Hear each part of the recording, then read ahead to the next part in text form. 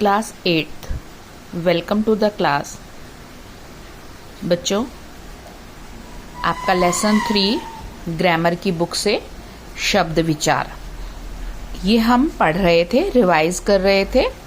इसमें हमने शब्दों का वर्गीकरण जाना था कि हम किस किस आधार पर शब्दों का वर्गीकरण कर सकते हैं।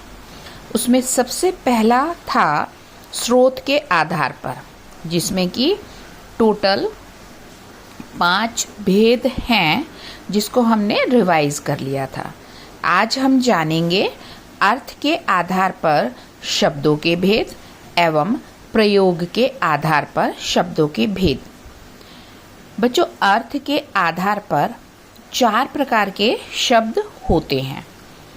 सबसे पहले है एकार्थी शब्द, दूसरा है अनेकार्थी शब्द, तीसरा है समानार्थी या पर्यायवाची शब्द और फोर्थ है विपरीतार्थी या विलोम शब्द। तो हम एक एक करके इनके बारे में फिर से दोहराएंगे। पहला है एकार्थी, जिन शब्दों का केवल एक ही अर्थ होता है, ठीक है, ओनली वन मीनिंग, तो वो क्या कहलाते हैं? एकार्थी। जैसे एग्जाम्पल के लिए इन्होंने जो दिया है वो है घोड़ा, कुत्ता, पुस्तक, घर, ऐसे ही और बहुत सारे शब्द हैं। भाषा में आने वाले लगभग 70 से 80% शब्द एकार्थी ही रहते हैं। दूसरा है अनेकार्थी शब्द।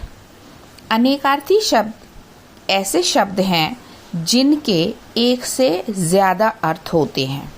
यहाँ पर उदाहरण के तौर पर आपको दिया गया है कुल।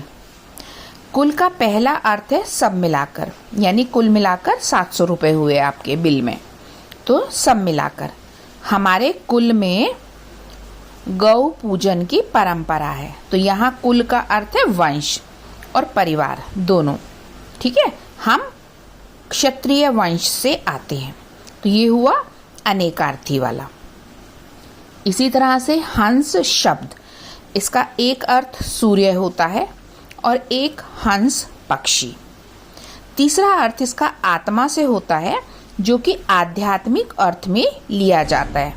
जैसे आमतौर से कहा जाता है हंसा चला रे अकेला, यानी मनुष्य की आत्मा अकेली ही जाती है इस संसार से, ठीक।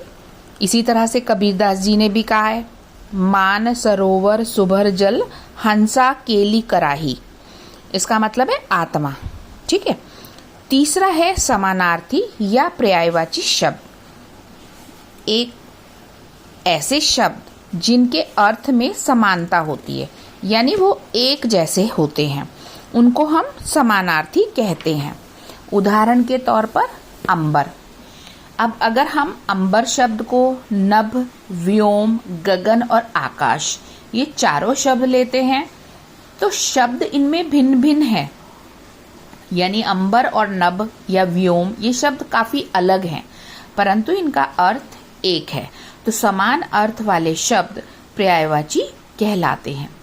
नेक्स्ट है विपरीतार्थी या विलोम। ये आपको बिल्कुल स्पष्ट है, विपरीत अर्थ को प्रकट करने वाले शब्द, जैसे कायर का वीर, गहरा का उथला। नेक्स्ट है प्रयोग के आधार पर। प्रयोग के आधार पर 3 प्रकार के शब्द होते हैं।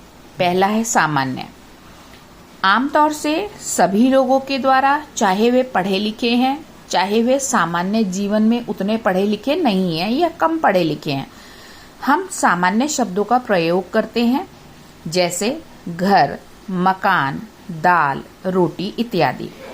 तकनीकी शब्द, प्रयोग की दृष्टि से शब्द का दूसरा भेद है तकनीकी शब्द। किसी विशेष विषय में व्यवसाय से संबंधित शब्दावली तकनीकी शब्दावली कहलाती है और इन शब्दों का एक निश्चित परिभाषित अर्थ होता है। यहाँ पर इन्होंने दिया है सीमा शुल्क, बल, रेखा चित्र, कहानी आदि। इसी तरह से जैसे मान लीजिए शब्द है दाल लुढ़की, ठीक, दाल लुढ़की का मतलब है दाल के रेट कम हो गए हैं, तो ये कहाँ पे यूज होता है? मंडी में यूज होता है। नेक्स्ट है जहाँ पे अनाज वगैरह बिकता है ना, वो वाला। नेक्स्ट है अर्ध तकनीकी शब्द। कुछ शब्द तकनीकी होते हुए भी आम आदमी के जीवन में अधिक प्रचलन के कारण सामान्य लोगों के द्वारा भी प्रयोग कर लिए जाते हैं। तकनीकी लोग उन शब्दों का निश्चित अर्थ में प्रयोग करते हैं, जबकि साधारण आदमी उन्हें सामान्य शब्द के रूप में प्रयोग करता है। जैसे नाटक, अगर हम बोले ना कि श्री जगदीश चंद्र माथुर जी के नाटक का मंचन किया जाना है ना, तो इसका मतलब उनका पर्टिकुलर नाटक जिसका हम नाम देंगे।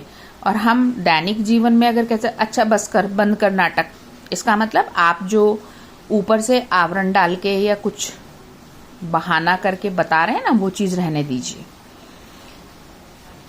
अगला है इसके अलावा रचना के आधार पर और व्याकरणिक प्रकार्य के आधार पर।